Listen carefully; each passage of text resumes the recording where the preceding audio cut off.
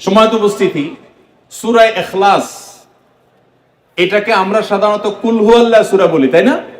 এই সূরাগুলো অর্থাৎ শেষের দিককার সূরাগুলো আমরা যেহেতু বেশি নামাজের মধ্যে পাঠ করি, এই সূরাগুলোর অর্থ যদি আমি জানি, ব্যাখ্যা যদি আমি জানি, তাহলে নামাজের মধ্যে মনোযোগ ধরে রাখা সহজ হবে। কারণ আপনি মুখে কি পড়তেছেন আপনি নিজে অর্থ বুঝেন না, মন্ত্রের মতো পাঠ করতেছেন, যদিও না বুঝে পড়লেও আপনি সওয়াব পাবেন, কিন্তু না বুঝে পড়লে তো আর এই কোরআনে আল্লাহ কি বলেছে এটা আপনি জানতে পারবেন না, না জানলে সেই অনুযায়ী আপনি আমলও করতে পারবেন না। এই জন্য আমাদেরকে বুঝতে হবে।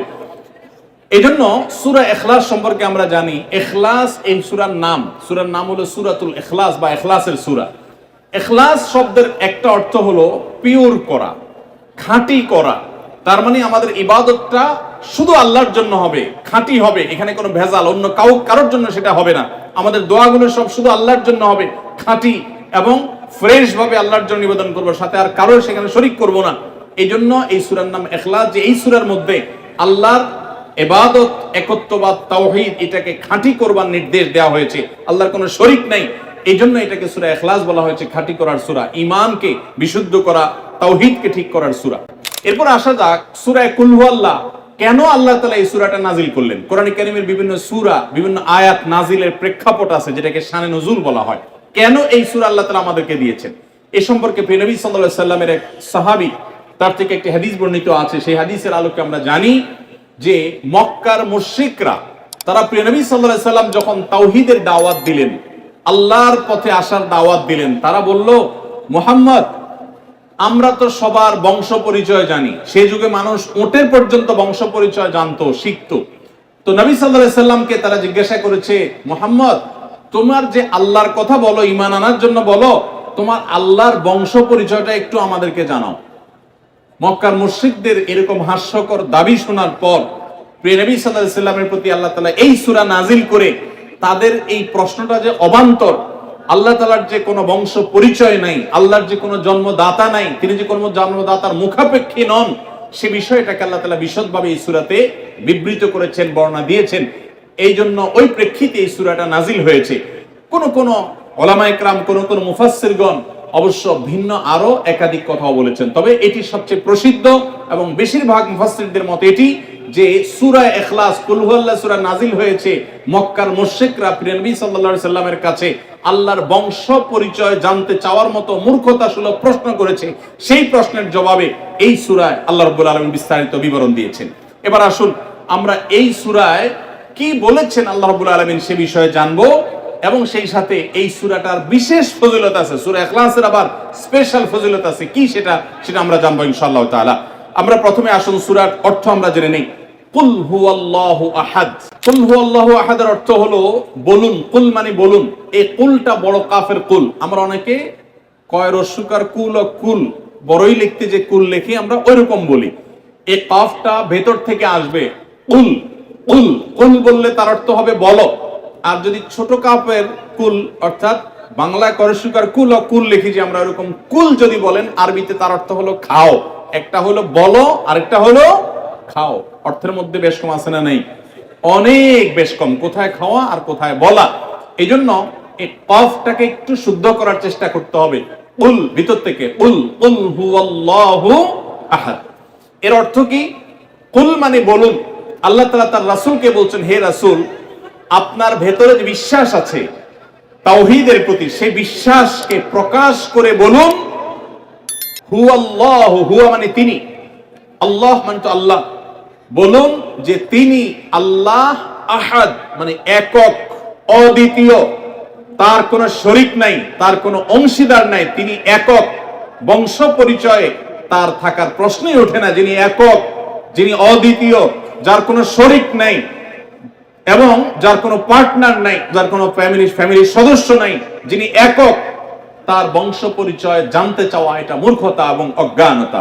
এজন্য আল্লাহ রাব্বুল আলামিন জানিয়েছেন, কুল হুয়াল্লাহু আহাদ, বলে দিন তিনি আল্লাহ, যিনি একক, আল্লাহুস সামাদ, আল্লাহ হলেন সমাদ। সমাদ শব্দের অর্থ হলো যে তিনি হলেন সেই মহান সত্তা, সবাই যার কাছে মুখাপেক্ষী, তিনি কারোর কাছে মুখাপেক্ষী নন।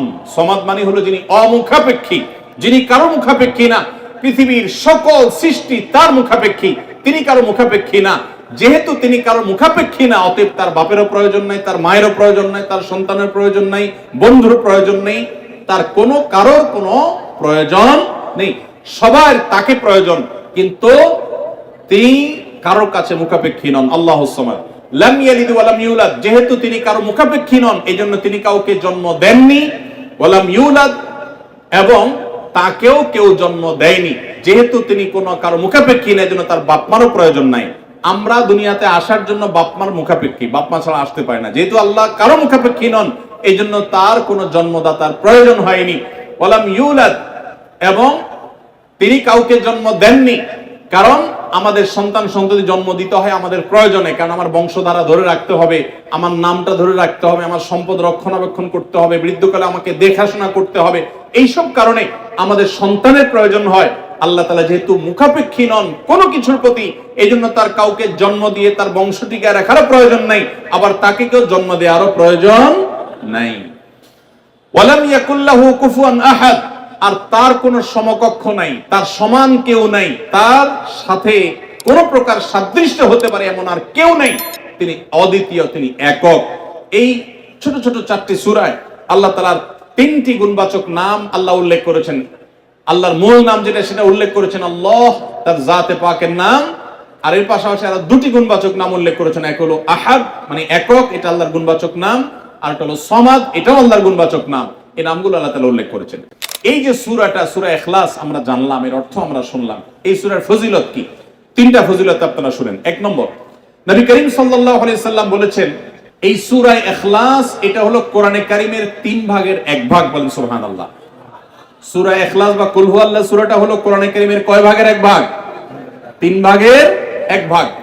3 ভাগের 1 ভাগের মানে কি? এই সম্পর্কে কোন কোন তাফসীরবিদগণ বলেছেন, এর মানে হলো গোটা কোরআনে আল্লাহ তাআলা মৌলিকভাবে 3টা বিষয়ের আলোচনা করেছেন। নাম্বার 1 তাওহীদ, একত্ববাদ, ঈমান সম্পর্কে। নাম্বার 2 আখবার, বিভিন্ন জাতি গোষ্ঠীর ইতিহাস আল্লাহ এখানে আলোচনা করেছেন। নাম্বার 3 এই কোরআন আল্লাহ তাআলা আলোচনা করেছেন আহকাম বা বিধিবিধান। ঈমানটা মানুষের, বিশ্বাসটা মানুষের সবচেয়ে গুরুত্বপূর্ণ। বিশ্বাস মানুষকে পরিচালনা করে, জন্য কোরআনে এটার আলোচনা সবচেয়ে বেশি। এরপর ইতিহাসের আলোচনা মানুষের অনেক বেশি প্রয়োজন শিক্ষা গ্রহণ করবার জন্য পূর্বের ঘটনাবলী থেকে, সেজন্য সেগুলোও আছে। আর 3 নম্বর বিধিবিধান, মানুষ কিভাবে চললে কোন দিকে গেলে লাভ হবে, কোথায় গেলে ক্ষতি হবে, সে হালাল হারামের বিবরণ কোরআনে আছে। 3টা বিষয়ের আলোচনার মধ্যে একটা হলো তাওহীদ বা ঈমান।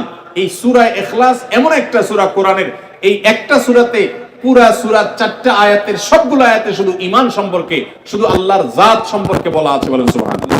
তাহলে যদি কেউ 3 বার পাঠ করে, তাহলে এখান থেকে বোঝা যায় যে আল্লাহ তাআলা তাকে পুরা কোরআন একবার তেলাওয়াতের সওয়াব দান করবেন। পুরা কোরআন কষ্ট করে তেলাওয়াত করলে সেটার যে মর্যাদা হবে সেটা অবশ্যই ভিন্নতর। কিন্তু সূরা ইখলাস এটাকে 3 বার পাঠ করলে আল্লাহ রাব্বুল আলামিন কোরআনে কারীমের পূর্ণাঙ্গ কোরআন তেলাওয়াতের সওয়াব পাবেন বলে অনেক উলামা ইকরাম, মুহাদ্দিসিন ইকরাম বলেছেন এই হাদিসের আলোকে। দেখেন, যারা সূরা ইখলাসকে মহব্বত করে, এই যে ঘটনা আমরা শোনালাম নবী সাল্লাল্লাহু আলাইহি ওয়াসাল্লাম, এটা জেনে যে আমার আল্লাহর আলোচনা আছে এই সূরায়, অন্য কোনো আলোচনা নাই, আল্লাহর পরিচয় উল্লেখ করা আছে, আল্লাহর বৈশিষ্ট্য এবং ক্ষমতার উল্লেখ আছে, সেই মহব্বতে যদি কেউ সূরা ইখলাসকে মহব্বতের সাথে ধীরে ধীরে পড়ে, তাহলে তো তিনি অবশ্যই আল্লাহর কাছে বিশেষ মর্যাদা পাবেন। ওই সাহাবীর মতো আল্লাহর ভালোবাসা পাওয়ার সম্ভাবনা জোরালো। তবে আমাদের বেশিরভাগ মানুষ কুল হুয়াল্লাহ সূরা দিয়ে নামাজ পড়ে, নামাজ শর্ট করার জন্য।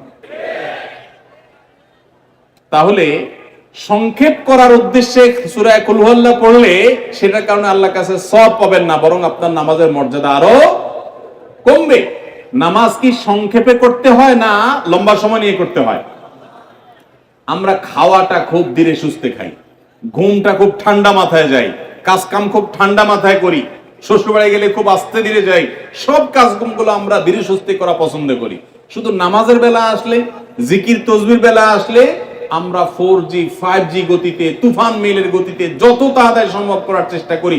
সব জায়গায় গতি ভালো না, মোবাইলের নেট স্পিডের গতি ভালো বুঝলাম, কিন্তু তেলাওয়াত যে যত ধীরে ধীরে করবে, নামাজ যে যত আস্তে আস্তে পড়বে, আপনি মসজিদে লক্ষ্য রাখবেন, আপনার মসজিদে যেই লোকটার নামাজে সবচেয়ে বেশি সময় লাগায়, যেই লোকটার 2 রাকাত নামাজে সবচেয়ে বেশি সময় ব্যয় করে, আপনি নিশ্চিত ধরে নেবেন এই লোকটার নামাজি হিসাবে তত আল্লাহর কাছে প্রিয় এবং শ্রেষ্ঠ। অতএব সময় নিয়ে নামাজ পড়বো তো ইনশাআল্লাহ। নবী করিম সাল্লাল্লাহু আলাইহি সাল্লামের একটা হাদিস আছে যে কেউ যদি 10 বার সূরা ইখলাস বা কুল হুয়াল্লাহ সূরা পাঠ করে, কয়বার? 10 বার, রাতে দিনে যে কোনো সময় 10 বার যদি কেউ কুল হুয়াল্লাহ সূরা পাঠ করে, আল্লাহর নবী সাল্লাল্লাহু আলাইহি সাল্লামের হাদিসে ওয়াদা রয়েছে আল্লাহ তাআলা ওই ব্যক্তির জন্য জান্নাতে একটা বিশাল প্রাসাদ নির্মাণ করবে। দুনিয়ার কোনো প্রাসাদ না ভাই, পামজমারার প্রাসাদ না ভাই, এটা কোনো দুবাই বা পৃথিবীর কোনো গুরুত্বপূর্ণ জায়গার লোভনীয় কোনো আকর্ষণীয় কোনো জায়গার প্রাসাদ না ভাই, জান্নাতের প্রাসাদ। দুনিয়ার প্রাসাদ রেখে চলে যেতে হবে, জান্নাতের প্রাসাদ যে একবার পেয়ে যাবে অনন্ত অসীমকাল পর্যন্ত আর তার সেখান থেকে বের হতে হবে না, তার থেকে ছুটবে না। আল্লাহ আমাদের সবাইকে ফজিলত অর্জন করার তৌফিক দান করুন, আমিন।